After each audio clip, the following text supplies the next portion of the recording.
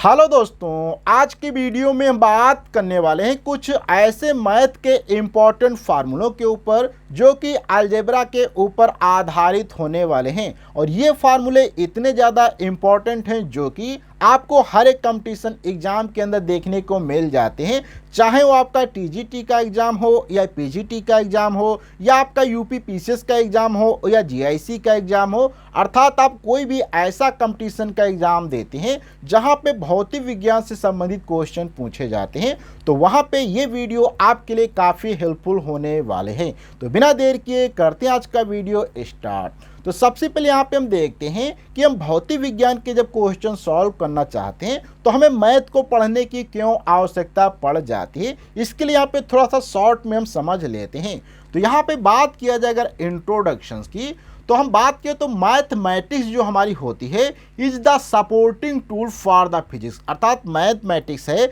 एक supporting tool है हमारे भौतिक विज्ञान का। और बात करें तो द एलिमेंट्री नॉलेज अर्थात basic knowledge of the math is क्या होता है useful in problem solving in the physics. और अगर आपको मैथ का बेसिक नॉलेज नहीं है तो आप जो फिजिक्स के क्वेश्चन सॉल्व नहीं कर सकते हैं। इसलिए आपको बेसिक नॉलेज भी होना काफ़ी ज़्यादा इंपॉर्टेंट है, क्योंकि ऐसे बहुत सारे स्टूडेंट समझते हैं कि हम तो भौतिक विज्ञान पढ़ना चाहते हैं तो हमें मैथ पढ़ने की क्या आवश्यकता है। तो मैथ क्या है, एक सपोर्टिंग टूल है हमारे भौतिक विज्ञान का और इसका एलिमेंट्री नॉलेज होना काफ़ी ज़रूरी है। और बेसिक नॉलेज में बात करें जैसे कि अलजेब्रा हमारा हो जाता है, ट्रिग्नोमेट्री है, कोऑर्डिनेट ज्योमेट्री है, और भी कैलकुलस है, और भी काफ़ी टॉपिक हैं जिसमें हम हर बार एक सेपरेट वीडियो बना के उनके इंपॉर्टेंट फार्मूलों को कवर करने की कोशिश करेंगे। तो आज के यहाँ पे हम समझते हैं बेसिक जो फार्मूले हमारे होने वाले हैं वो अलजेब्रा के ऊपर आधारित होने वाले हैं। तो यहाँ पे अगर हम बात करें कॉमन फार्मूला होता है, जैसे कि आपने देखा होगा a प्लस बी अर्थात दो क्वांटिटी जो होती हैं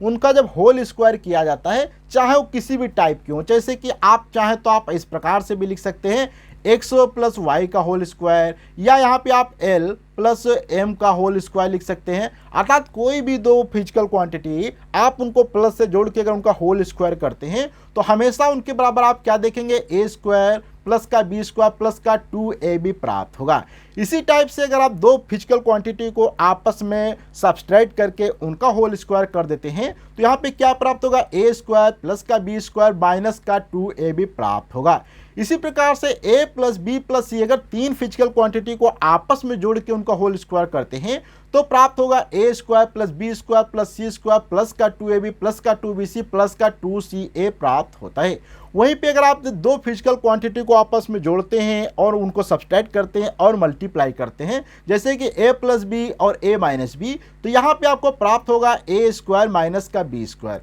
यहाँ पे आप इसका रिवर्स भी लिख सकते हैं। रिवर्स का कहने का मतलब यहाँ पे अगर आपको a स्क्वायर माइनस का बी स्क्वायर दिया गया तो आप यहाँ पे a प्लस बी एक बार करेंगे और एक बार a माइनस बी करके भी लिख सकते हैं। जहाँ पे आपको जरूरत पड़े वैसे आप यूज कर सकते हैं, क्योंकि यहाँ पे बराबर में लिखा है इसलिए इधर की चीज़ उसके बराबर हो जाएगी, उधर की चीज़ इधर बराबर हो जाएगी। वहीं पे अब बात करते हैं थर्ड नंबर पे, अर्थात लास्ट यहाँ पे और दिया गया है a प्लस बी का होल क्यूब। अर्थात अगर दो फिजिकल क्वांटिटी को जोड़ के उनका होल क्यूब कर दिया जाए तो क्या होता है, a cube plus B cube plus का 3ab ब्रैकेट में a प्लस बी होता है। वहीं पे सिमिलरली अगर डिफरेंस करके होल क्यूब किया जाए तो a cube minus B cube minus का 3ab माइनस का ब्रैकेट में a माइनस बी होता है। वहीं पे a square plus a plus B का होल स्क्वायर और माइनस का a माइनस का b का होल स्क्वायर, तो ये किसके बराबर होता है,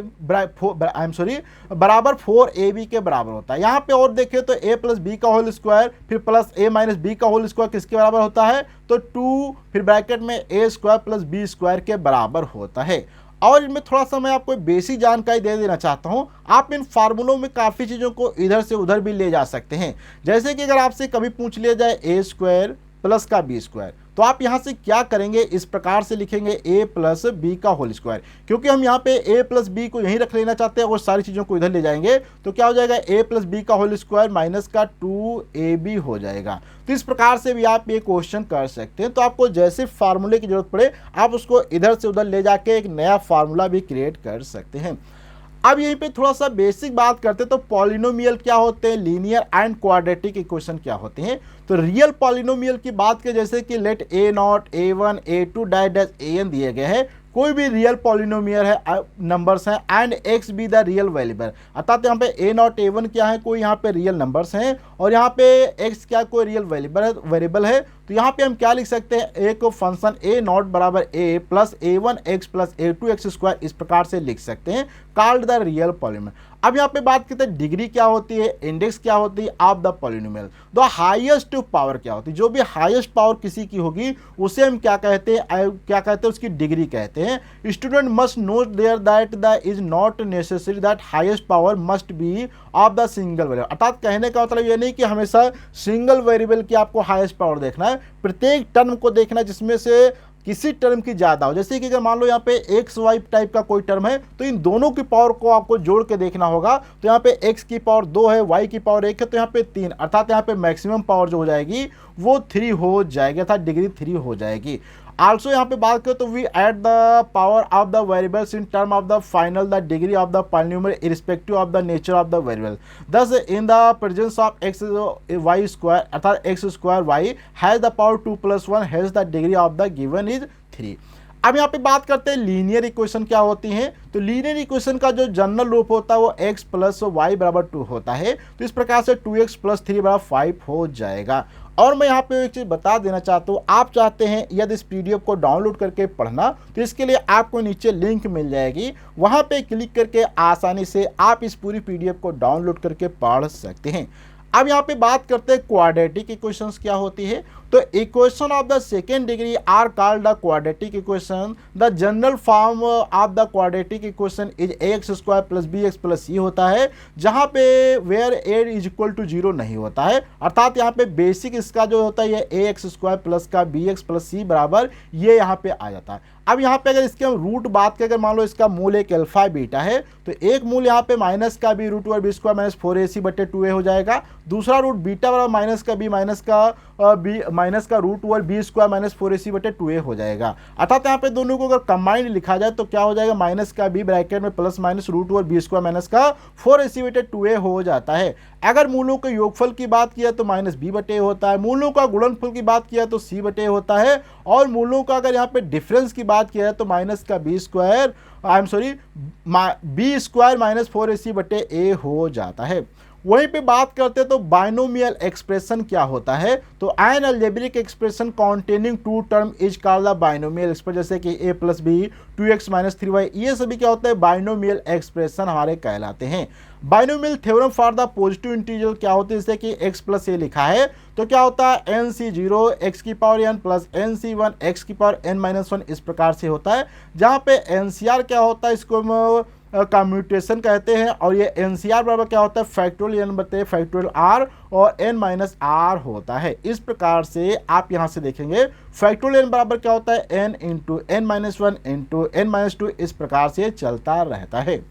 अब यहीं पे बात करते हैं कुछ इसमें इंपॉर्टेंट नोटिस, जैसे कि the total number of the term in the expansion क्या n+1 होते हैं, in the every successive term in the expansion the power of the x decreases by 1 and x a increases by 1 so that the sum of powers x and a in each term is always equal to n होता है। The expression factorial n is read as factorial n, और यहाँ पे factorial इस प्रकार से लिख सकते हैं। Binomial theorem for any index की बात किया तो